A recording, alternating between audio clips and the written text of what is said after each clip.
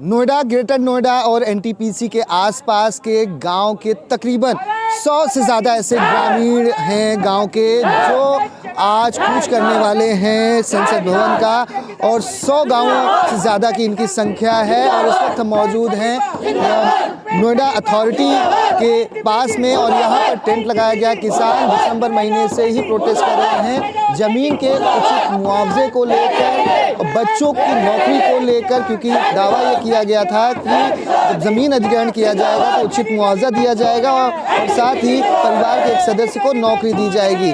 और उसी को लेकर आज 33 साल से ज़्यादा का वक्त हो चुका है और अभी तक बहुत सारे किसानों को, सैकड़ों गांवों के किसानों को उचित मुआवजा नहीं मिला है। यही वजह है कि ये तमाम महिलाएं, बुजुर्ग सभी यहाँ पर इकट्ठा हुए हैं प्रोटेस्ट करने के लिए। दिसंबर महीने से इनका ये आंदोलन चल रहा है और आज नोएडा, ग्रेटर नोएडा में धारा 144 पुलिस ने लागू की है कि ये सभी संसद भवन तक कूच ना कर सके। इनकी मांग है कि संसद सत्र चल रहा है, वहाँ जाएंगे, अपनी आवाज़ को उठाएंगे, तब जाकर हो सकता है सुनवाई हो। और ऐसे में हमारे साथ तमाम बुजुर्ग महिलाएं हैं, युवा हैं, किसान हैं, हम सभी से बात करने की कोशिश करेंगे। आपका शुभ नाम, किस गांव से हैं और क्या मुद्दे हैं, कितने समय से आप लोग धरना दे रहे हैं और आज का क्या तैयारी है? मेरा नाम यशवीर सिंह है, मैं ग्राम चामीपुर से हूँ। और यहाँ पे हमारे जो एनटीपीसी का जो चल रहा है धरना, ये 1994 से चल रहा है, लेकिन चलते चलते कभी कोई आश्वासन, लेकिन 13 महीने से तो लगातार चल रहा है। पहले रसूलपुर गांव में चला था, फिर एनटीपीसी गेट पे चला, अब सेक्टर 24 में कार्यालय पे चल रहा है, लेकिन कोई भी सांसद या विधायक हमारे बीच नहीं आते। जब हमने विधायक सांसद का घेराव किया तो कहा कि अभी 31 तारीख को मंत्रिमंडल की मीटिंग है, उसमें आपकी बात को रखेंगे, लेकिन अभी तक कि 31 तारीख में आपको हम जवाब दे देंगे, लेकिन किसी ने भी आज तक, विधायक ने, सांसद ने हमें कोई जवाब नहीं दिया। इसलिए हमारे माननीय जो इस धरने के भारतीय किसान परिषद राष्ट्रीय अध्यक्ष हैं सुखबीर खलीफा जी ने नेतृत्व में, उन्होंने अब हमने आदेश किया है कि वो दिल्ली जाने का है। आज हम 12:30 बजे दिल्ली के लिए कूच करेंगे। कितना मुआवजा आपको मिला और कितना मिलना चाहिए था? क्या घर परिवार के एक सदस्य को नौकरी भी मिलनी चाहिए थी, वो भी नहीं मिली? और एनटीपीसी के आसपास के ग्रामीण का दावा ये है कि बीमारियां बहुत फैल रही हैं। मुआवजे की बात यह है कि उन्होंने असमानता बरती है, क्योंकि उन्होंने कहीं तो 2 रुपये गज का, कहीं 3 रुपये गज का, कहीं 5 रुपये गज का, कहीं 50 रुपये गज का, और कहीं 250 और 300 रुपये गज का रेट दिया, जबकि एक प्रोजेक्ट में कहीं भी अधिग्रहण की जाती है उसका समान मुआवजा दिया जाता। लेकिन इन्होंने कोई भी ऐसा वो नहीं किया है। जैसा वो देखा आदमी, उन्होंने एक समझौता भी किया था 300 रुपये गज का। तो एनटीपीसी ने, अब हमारी इस एनटीपीसी ने प्रदूषण से इतने वो है, hepatitis B, hepatitis C, cancer जैसी बीमारी ऊंचे गांव में, बल्कि एक परिवार तो खत्म हो गया, केवल 5-6 साल की बच्ची बची उस घर के अंदर। क्या लग रहा है कि किसानों की आवाज़ क्यों नहीं सुनी जाती? हर बार, हर साल किसान किसी न किसी मुद्दे को लेकर सड़कों पर उतरता है, आंदोलन करता है, मांग करता है, दिल्ली कुछ भी करता है, उसके बावजूद सुनवाई नहीं हो पाती। आपका शुभ नाम, किस गांव से हैं और क्या कहेंगे? आज अगर संसद नहीं पहुंच पाए तो क्या करेंगे? धारा 144 लागू है। नहीं, कुछ भी हो जाए, हम सब कुछ करके देखेंगे, कुछ भी हो जाएगा। मेरा नाम उपेंद्र है, गांव सलारपुर से, एनटीपीसी के पास से ही है। ये सरकार सब बेकार है, तुम्हें सही बताएं। सरकार किसी किसान की तो बिल्कुल रोड पर लगा दिया सब किसानों को। तो आप किसान के बेटे हैं, कितनी समस्या है किसानों की? आप युवा हैं, आप पढ़ते हुए हैं, तो ऐसे में एक किसान को अपने बच्चों को पढ़ाना, खेती, महंगाई, उन तमाम चीज़ों से जूझना कितना मुश्किल हो जाता है। और आपकी घर की स्थिति? आपका शुभ नाम, किस गांव से?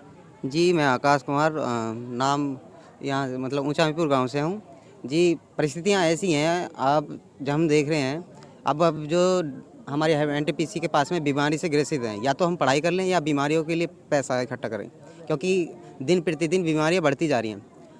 पानी प्रदूषण, जो बिल्कुल वायु प्रदूषण और जल प्रदूषण हुआ पड़ा है उधर एनटीपीसी की वजह से, वहाँ पर दिन प्रतिदिन ही बीमारियाँ हों। अब हमारे पिताजी बीमारियों के लिए पैसे इकट्ठे करें या अपने पढ़ाइयों के लिए, हमें रोजगार के लिए आगे के लिए लाएं या इन बीमारियों के लिए? अभी हम यहाँ असमंजस में फंसे हुए हैं। हमारे साथ महिलाएं भी हैं। माता जी, आप किस गांव से हैं और क्या लग रहा है कि सरकार क्यों नहीं सुन रही है? सांसद विधायक क्यों नहीं सुन रहे हैं?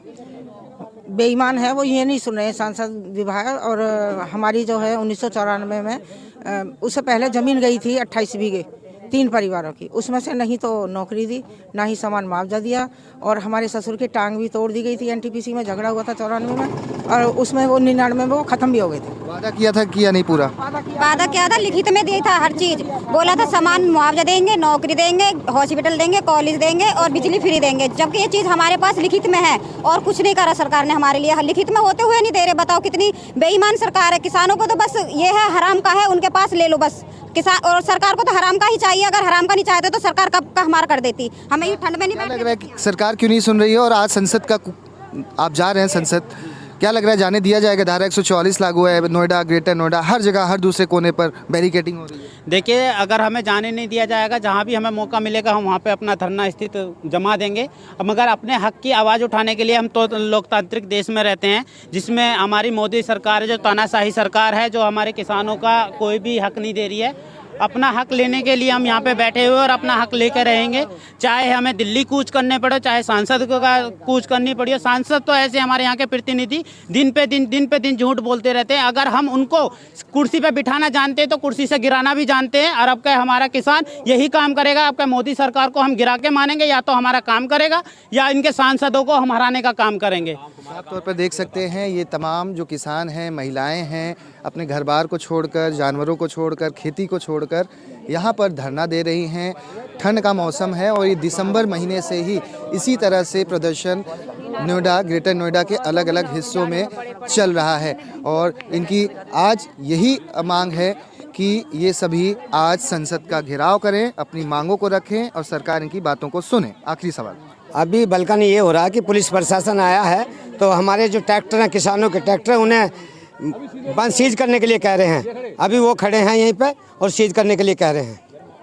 हम दिखाने की कोशिश करते हैं, ये ट्रैक्टर ही है और ट्रैक्टर अलग अलग हिस्सों से किसान ट्रैक्टर मार्च करने के लिए निकलेंगे। और इन किसानों का दावा है कि पुलिस जो है वो यहाँ जो आ रही है उनके ट्रैक्टरों को सीज करना चाहती है, सील कर रही है, क्योंकि ये किसानों का दावा यही है कि हम ट्रैक्टर से ही संसद का घेराव करेंगे। तो पुलिस अधिकारी यहाँ पहुँचे हुए हैं। दिल्ली के अलग अलग नोएडा के अलग अलग हिस्सों में धारा 144 लागू है और किसान आज बड़ी मात्रा में 100 गांवों से ज़्यादा के किसान आज प्रदर्शन करने वाले हैं। कैमरामैन साइलेंस सरिता, दीपक दुबे, न्यूज़ 24 नोएडा। नमस्कार, मैं हूं मानक गुप्ता। अगर आपको हमारा ये वीडियो पसंद आया हो तो इसे लाइक और शेयर जरूर करें। और हाँ, हमें सब्सक्राइब और फॉलो करना ना भूलें, ताकि आप देश और दुनिया की कोई खबर मिस ना करें।